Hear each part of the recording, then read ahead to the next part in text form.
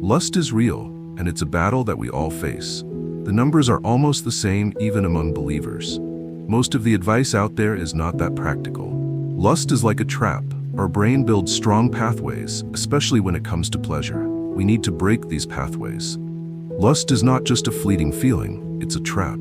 Like a drug, it hooks your brain into craving that momentary pleasure, but it always leaves you empty, ashamed, and guilty. You can't conquer lust just by avoiding triggers. It's deeper than that. If you try to control it because you think it's wrong, you'll always fall.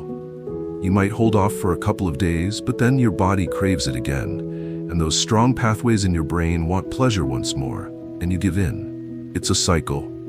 Then thoughts like, we're only human, and God will forgive us, or this is something I can't ever overcome, come into our minds to make our consciences feel better. Sex is one of those God-given desires that we take and twist, using something beautiful from God for selfish purposes. Lust has a purpose to take us off our God-given path, just like the devil did to Adam and Eve.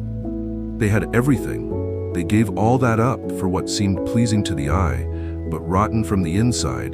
They listened to the wrong voice, and they lost everything. Lust takes you off track and away from your God-given path. We need to choose God and the tree of life every time a lustful thought enters our mind. The battle is real, and it's something we can't fight alone. Also take Solomon, the wisest man who ever lived. He had access to any woman he wanted, and he took advantage of it. In the end, he called it all vanity. Lust led him away from God's path and into idol worship. That's how strong it is. It's not something we can fight on our own. We need God's help. The only way to overcome lust is to live deeply in the Word. The more you feed your spirit, the less attractive and enticing lust becomes. The problem many face is they're not truly committed to God. They don't have a deep prayer life or Bible study life. That's the only way to overcome this problem. You have to spend more meaningful, impactful time with God, not just go through the motions. We have to truly worship, real worship, be caught with God's wonder, majesty, and unfailing love, and let go of yourself and your selfish desires.